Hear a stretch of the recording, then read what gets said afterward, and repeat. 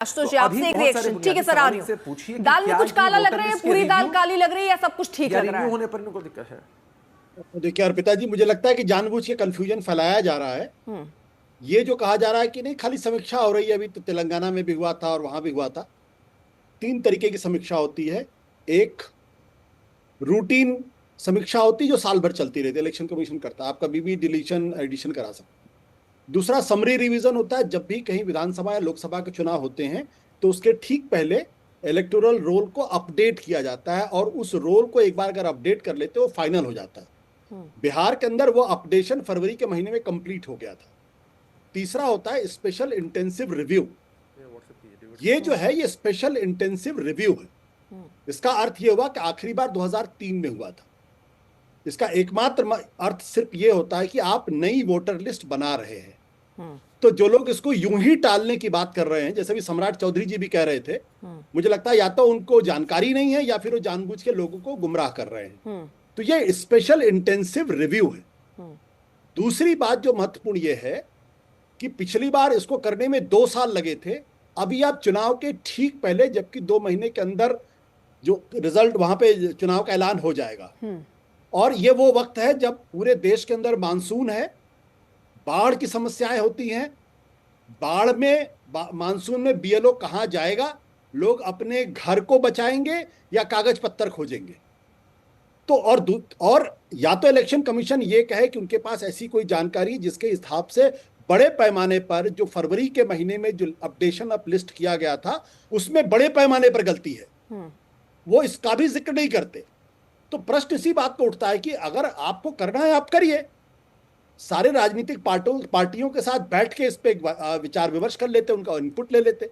और अगर दिक्कत थी तो जब लोकसभा का चुनाव हुआ उसी समय आप ऐलान कर देते कि पूरे देश के अंदर हम इंटेंसिव स्पेशल रिव्यू करने वाले। आपने वो भी नहीं किया, आपने अचानक ये फैसला कर लिया। मुझे एक बात समझ में नहीं आती है कि ये तो इलेक्शन कमीशन विपक्ष के बीच का फैसला है, इसमें सत्ता पक्ष के लोग, बीजेपी जनता दल के लोग क्यों इसको डिफेंड कर, मुझे ये बात समझ में नहीं आती। इलेक्शन कमीशन को डिफेंड करने दीजिए ना, इलेक्शन कमीशन सामने आए, वो बताए बीजेपी क्यों डिफेंड कर रही है या जनता दल यूनाइटेड क्यों डिफेंड कर रहा है, होगा क्या इसमें क्या मंशा है आशुतोष, जिससे होगा क्या? क्योंकि देखिए कुछ भी कदम फायदे और नुकसान के लिए है। जिस तरह आरोप लग रहा है, चलिए सत्ता पक्ष जो है वो कहीं कोई दबाव बना रही है, कुछ क्या लगता है कुछ इससे फर्क पड़ता है? इससे कुछ फर्क पड़ सकता है, नुकसान और फायदा हो सकता है चुनावों में, क्या दिखता है? इसमें जो दिक्कत है वो सिर्फ जो समय को लेकर है कि आप 1 महीने के अंदर पूरी प्रक्रिया को खत्म कर लेना चाहते हैं, जबकि मानसून और बाढ़ का खतरा जबरदस्त तरीके से है। और आप अच्छी तरीके से जानती हैं, हम सब लोग गांव देहात के लोग हैं, कि गांव देहात में इतने बड़े पैमाने पर इतनी जल्दी अपने प्रमाण पत्र लेकर आना बहुत असंभव सा काम है। और वो भी जबकि आप आधार कार्ड को नहीं मान रहे। तो या तो आप ये कह दीजिए कि सेंट्रल गवर्नमेंट के द्वारा जो मानित आधार कार्ड है वो बेकार है, फर्जी, उसका कोई मतलब नहीं है और अब इसका कहीं कोई इस्तेमाल नहीं होगा। आप आधार कार्ड को नहीं मान रहे, क्यों नहीं मान रहे? इसका मतलब बहुत स्पष्ट है कि आप नकली आधार कार्ड है, तो फिर ड्राइविंग लाइसेंस भी नकली बन सकता है, जन्म प्रमाण पत्र भी नकली बन सकता है, जाति प्रमाण पत्र भी नकली बन सकता है। आपको कुछ रुपए ही तो देने हैं ना। अगर आधार कार्ड नकली है तो हिंदुस्तान का ऐसा कौन सा सर्टिफिकेट है जो नकली नहीं है? यहाँ तो पासपोर्ट तक फर्जी बन जाते हैं। तो इलेक्शन कमीशन के इस तर्क पे दम नहीं है। इलेक्शन कमीशन लगातार अपने आप को संदिग्ध बना रहा है और अपने आप को शक के घेरे में डाल रहा है। और मैं तो ये सीधे कहूंगा कि इलेक्शन कमीशन चुनावी प्रक्रिया को संदिग्ध करके देश के लोकतंत्र पर गहरे सवाल खड़े कर रहा है। प्रदीप भंडारी, छोटा सा रिएक्शन आपका। अर्पिता जी, दरअसल आशुतोष जी बहुत समय से गांव गए नहीं है, वो नोएडा में ही रहते हैं, तो इनको पता नहीं गांव में हो क्या रहा है। मैं इनको एक टिप भेजूंगा, मेरे साथ चलें गांव के अंदर। ये ऑलरेडी बिहार के अंदर गांव-गांव का व्यक्ति जो है इस प्रोसेस के अंदर पार्टिसिपेट कर रहा है और अच्छी तरीके से पार्टिसिपेट कर रहा है। ये वही एनालिस्ट है जिनको पता नहीं रहता है क्या होता है चुनाव में, क्या कहते हैं। तो ठीक है, अर्पिता जी ये व्यक्तिगत टिप्पणी बंद कराइए। ये प्रदीप, मैं आप पे व्यक्तिगत नहीं कह रहा, मैं कह रहा हूँ आप गाँव नहीं गए। प्रदीप जी, आप किसी के ज्ञानी होने पे, किसी के आप कितना वो रिसर्च करके आए हैं, कहाँ गए हैं, नहीं गए हैं, उससे आप क्या हासिल कर लेंगे? इस तरह व्यक्तिगत टिप्पणी मत कीजिए, किसी पे पर्सनल अटैक मत करिए। आप उनके बारे में ये नहीं कह सकते हैं कि वो गए हैं कि नहीं गए हैं। आप अपनी बात रखिए निष्पक्ष तरीके से, आप अपनी बात मैं बताऊं, मैं इनके बारे में बताऊं कि बॉम्बे में क्या कर रहे थे। ठीक है, नहीं, अब ये पर्सनल सर, ये आप दोनों की लड़ाई नहीं है ना जो आज तक दिखानी है मुझे। नहीं सर, प्लीज सर, मैंने उनको बोल दिया सर, आशुतोष जी मैंने बोल दिया, नहीं बताना चाहता, मैंने बोल दिया सर। अब आप नहीं बताना चाहते तो प्लीज रुक जाइए। आशुतोष जी मैं नहीं चाहती एक पोल वो खोले, आप भी खोले, ऐसे करके सबके कच्चे चिट्ठे सामने आ जाए। नहीं सर, एक सेकंड सर, चर्चा का जो विषय है प्लीज, मैं आप रिक्वेस्ट करूंगी, आप दोनों प्लीज उसी पर रहें। चर्चा का जो विषय है, ठीक है सर, ठीक है, चर्चा के विषय में रहते हैं। ठीक है आशुतोष जी, ठीक है, ठीक है सर। प्रदीप जी प्लीज, किसी के ऊपर व्यक्तिगत टिप्पणी कर रहा हूं तो मुझे कोई व्यक्तिगत टिप्पणी नहीं। और मैं प्रदीप जी, ठीक है, ठीक है, मैं चर्चा में वापस लाती हूँ, मैं ठीक है, मैं चर्चा में वापस लाती हूँ। प्रदीप जी यहाँ देखिए, बड़े सवाल यही है कि बार बार जो डेप्यूटी सीएम है सर, वो ये बात क्यों कह रहे हैं? नहीं, मैं चर्चा में वापस लाती हूँ आशुतोष जी, मैंने उनको बोल दिया। प्लीज प्रदीप जी ख्याल रखिए, आप लोग एक बड़े पार्टी के प्रवक्ता हैं और इस तरह से किसी पर्सनल किसी को बुरा लगे इस तरह की बात मत कीजिए। प्रदीप जी ठीक है, नहीं अब उसको खींचना नहीं है और उसको नहीं खींचना है। प्रदीप जी सुनिए, प्रदीप जी सुनिए, ठीक है आशुतोष जी, ठीक है, ठीक है। प्रदीप जी मेरा सवाल सर से, समय बहुत सीमित होता है, दर्शक का समय भी बहुत कीमती होता है सर, इसलिए इधर उधर ना भटका के मुद्दे पर रह लें तो बेहतर है। अब जनता को ये समझ नहीं आ रहा कि 22 साल के बाद ये फैसला क्या, क्यों आखिरकार?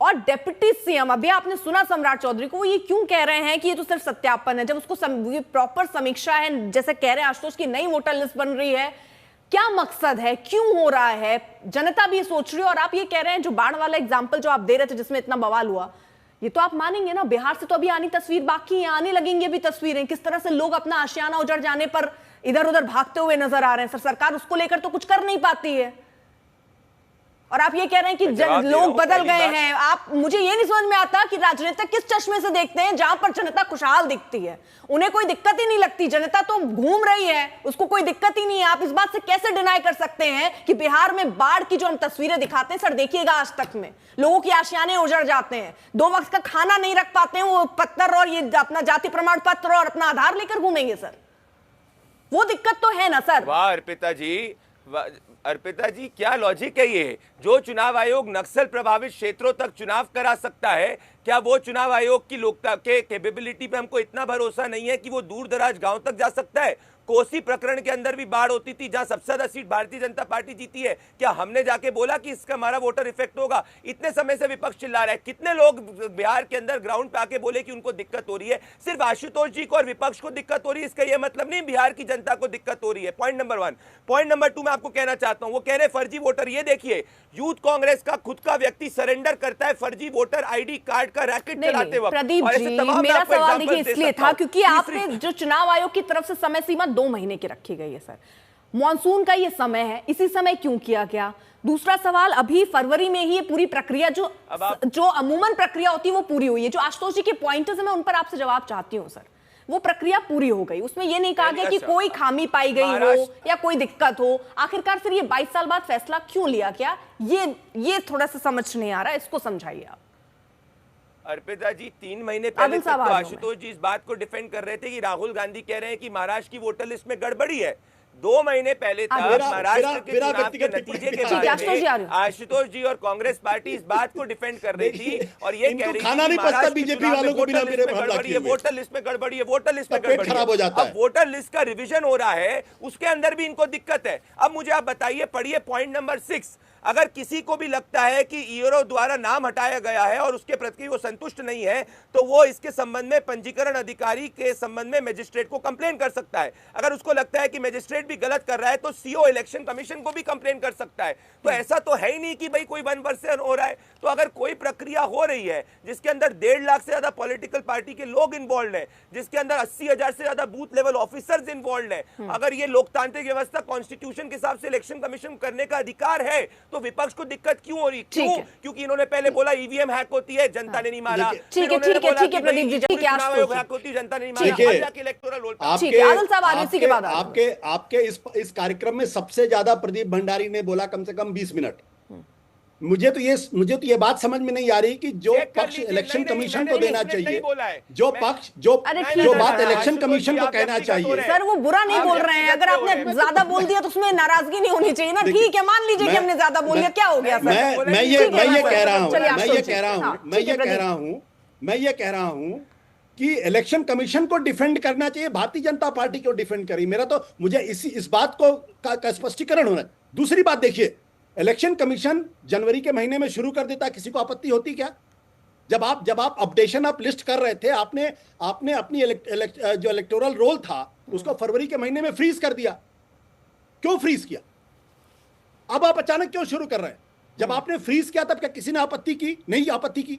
लोगों के नाम हटे गए, क्या किसी ने आपत्ति की? नहीं आपत्ति की। तो जब आपने लिस्ट फाइनल कर दी फरवरी के महीने में, अब आप अचानक क्यों कर रहे हैं, और वो भी बाढ़ के महीने में?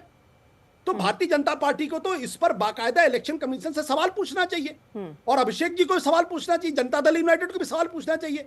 क्योंकि जो बिहार का जो सबसे गरीब आदमी है, जो बेचारा पुलिस के पास नहीं जा सकता, जो बेचारा लिख नहीं सकता, आप उससे उम्मीद करते हो कंप्लेन करेगा और उसके बाद वो चिट्ठी वहां पहुंचेगी और उसका अलर्ट और उसका जवाब दिया जाएगा। ठीक है। अरे हिंदुस्तान का गरीब आदमी पुलिस थाने नहीं जा सकता हमारे डर के, क्या कंप्लेन की बात कर रहे हैं आप? तो बीजेपी को तो बाकायदा इलेक्शन कमीशन के इस फैसले पर कड़े सवाल खड़े करने चाहिए। ठीक है प्रदीप, और उसके बाद फिर आदिल साहब कुछ कहना चाह रहे हैं। प्रदीप के बाद आदिल साहब। हाँ, मैं बताता हूं कि हम क्यों कर रहे हैं। क्योंकि जब ये जुडिशरी पे हमला करते हैं तब जाके पूछते हैं कि भारतीय जनता पार्टी जुडिशरी की इंडिपेंडेंस की बात क्यों कर रही है। जब ये चुनाव आयोग की इंडिपेंडेंस पे सवाल उठाते हैं तो पूछते हैं कि भाई क्यों इंडिपेंडेंस, क्योंकि इनका अटैक लोकतंत्र पे है। इनकी प्रवृत्ति रही है बूथ लूटो और चुनाव जीतो। अब ये जनता का सरोकार नहीं जीत पा रहे तो एक के बाद एक लोकतांत्रिक व्यवस्था पर ये सवाल उठाते हैं, क्योंकि ये हार का समीक्षा नहीं करना चाहते और आत्मचिंतन नहीं करना चाहते और अपने नेताओं को प्रोटेक्ट करते हैं। ये सच्ची बात है। इनके एक भी आरोप अभी तक कोर्ट में सही पाए गए। बॉम्बे हाईकोर्ट गए थे कि नहीं गए थे अर्पिता जी? बॉम्बे हाईकोर्ट ने इनकी पिटीशन को खाड़ के फेंक दिया, बोला टाइम मत वेस्ट करो हमारा। इनकी कोई भी बात जो है कोर्ट के अंदर क्यों नहीं स्टे करती? इनको लगता है कि गलत कर रहा है तो जाइए कोर्ट के अंदर, कोर्ट को कहिए अनकॉन्स्टिट्यूशनल इलेक्शन कमीशन को कहने के लिए, क्योंकि इलेक्शन कमीशन अल्टीमेटली कोर्ट को आंसरेबल होती है। क्यों नहीं जा रहे ये लोग कोर्ट के अंदर? कोई भी क्यों नहीं जनता सड़क पे खड़े होकर बोल रही जो इलेक्शन कमीशन कर रहा है गलत कर रहा है? क्यों? क्योंकि सबको पता है सही कर रहा है। अभी भी इस सवाल का जवाब मुझे नहीं मिला कि Bharatiya Janata party election commission को क्यों डिफेंड कर रही। भाई जुडिशरी ने सुप्रीम कोर्ट ने साफ तौर पे कहा है कि लोगों का आलोचना पर आप आपने बोलिए, मुझे बोलने दीजिए, नहीं है कोई पॉलिटिकल उसके अंदर आएगी क्या इलेक्शन कमीशन? मुझे बोलने दीजिए कृपया करके। सुप्रीम कोर्ट तो नहीं कहती कि इलेक्शन की भारतीय जनता पार्टी आके उनको डिफेंड करे। सुप्रीम कोर्ट तो खुद कहती है कि हमको अपना हमारे ऊपर हम कोई फैसला करेंगे, लोग आलोचना करेंगे और हमें जजेस को इसके लिए तैयार है। मेरा सवाल इसी बात को लेकर ये कि भारतीय जनता पार्टी और जनता दल यूनाइटेड क्यों इलेक्शन कमीशन को डिफेंड कर रहे हैं? ये राज क्या है? ये तो पता होना चाहिए ना देश को। आप क्यों डिफेंड? आपको तो मैंने बार-बार कह रहा हूं कि जनता दल यूनाइटेड और भारतीय जनता पार्टी को इलेक्शन कमीशन के इस फैसले पर सवाल खड़े करने चाहिए, क्योंकि उनका वोटर डैमेज होता है इससे। मैं कह रहा हूं प्रदीप भंडारी जी, आपको तो इलेक्शन कमीशन के इस फैसले पर सवाल खड़े करने चाहिए। आपको तो मजबूती के साथ सवाल खड़े करने चाहिए फैसले में जो हमेशा से होता आ रहा है। नहीं हमेशा से नहीं होता आ रहा है। आप क्यों इलेक्शन कमीशन को डिफेंड कर रहे हैं? ठीक है।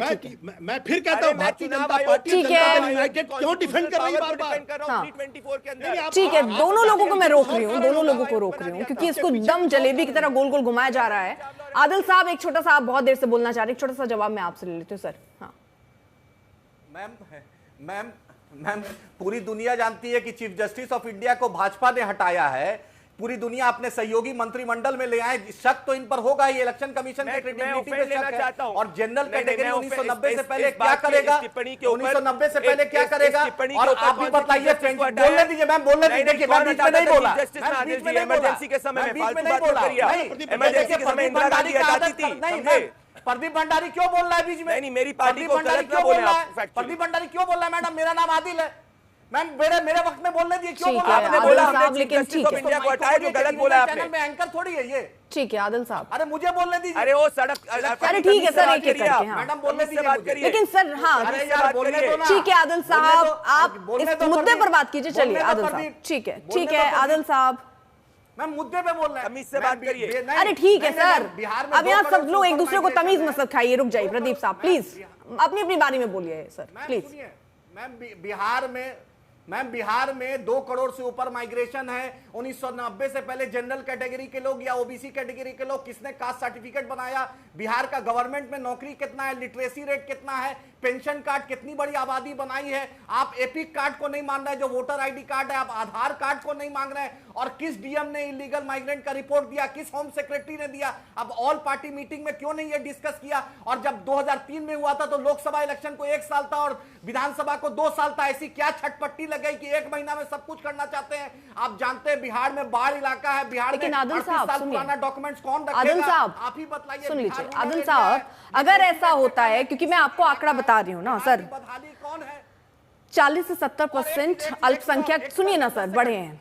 क्या आप इस बात का स्वागत करेंगे? एक सेकेंड आदिल साहब सुन तो लीजिए, सवाल सुन लीजिए ना। आप क्या इस बात का स्वागत करेंगे कि जो बांग्लादेशी रोहिंग्या आकर यहाँ बस गए हैं या नकली आधार कार्ड बना लिया और आके यहाँ पर चुनाव पर वोट कर जाते हैं, उनको तो हटा देना चाहिए ना? उन्हें तो सरकार को निकाल देना चाहिए, उसको तो चुनाव आयोग को हटा देना चाहिए लिस्ट में से। मैम सुनिए, पूरी दुनिया महाराष्ट्र के इलेक्शन पे क्रेडिबिलिटी है और प्रदीप भंडारी ने कहा कि 2015 का चुनाव फर्जी हुआ था तो नीतीश कुमार मुख्यमंत्री बने थे। क्या इनके जो अलायंस पार्टनर अभी के मुख्यमंत्री फर्जी वोट से 2015 आदिल साहब, इन्होंने कहा आदिल साहब मैं समझ रही हूँ जो पर्चे में आप लिख कर आएंगे उसमें एक पैरा बचा होगा, आप उसको पढ़ना चाह रहे हैं, मत कीजिए। मेरा सवाल क्या था उस पर जरा जवाब दे दीजिए। आदिल साहब रुकिए तो, अरे रुकिए सर। इलेक्शन कमीशन को हर डीएम को, हर पार्टी को कॉन्फिडेंस में क्यों नहीं इलेक्शन? नहीं आदिल साहब सुन पा रहे हैं आप मुझे? आदिल साहब सुन पा रहे हैं आप? हाँ बोलिए। हाँ सर, सवाल सुनिए थोड़ा सा, बोलिए। सवाल सुन लीजिए सर, है ना? सवाल मेरा ये था कि अगर कोई घुसपैठी है, कोई बांग्लादेशी है, कोई रोहिंग्या है, नकली आधार बनाकर वो अगर वोट करने जा रहा है तो उन्हें तो हटा देना चाहिए ना लिस्ट से, या नहीं? आप ही बोलिए। 2024 का लोकसभा हुआ, बिहार में 2024 में बाई इलेक्शन हुआ, जनवरी तक रिवीजन सुपर हुआ तो बांग्लादेशी के वोट पर प्रधानमंत्री मोदी बने हैं या नीतीश कुमार? अरे ये थोड़ी पूछ रही हूँ कि किसके वोट पर कौन बना और वो बन गए तो आप सही, आप बने तो वो सही। नहीं ये सवाल ही नहीं है सर। रिपोर्ट दिया, मैंने ये नहीं पूछा, मैंने ये नहीं पूछा आदिल साहब। अरे सुनिए, किस आधार पर ये अरे रुकिए आदिल साहब, आप ही बताइए। आदिल साहब भाई साहब सुन लो, आदिल साहब सुन लो, 1 मिनट आप, 1 मिनट को वैलिड क्यों नहीं मान रहे आप? ठीक सर, रुक गए आप। मैं फिर से सवाल दोहरा दूं, शायद आप समझ नहीं पा रहे हैं। मैं थोड़ा धीरे धीरे बोलूं, शायद आप समझ पाए मैं क्या पूछ रही हूं। धीरे पूछूं सर? पूछूं? सुन रहे हैं आप?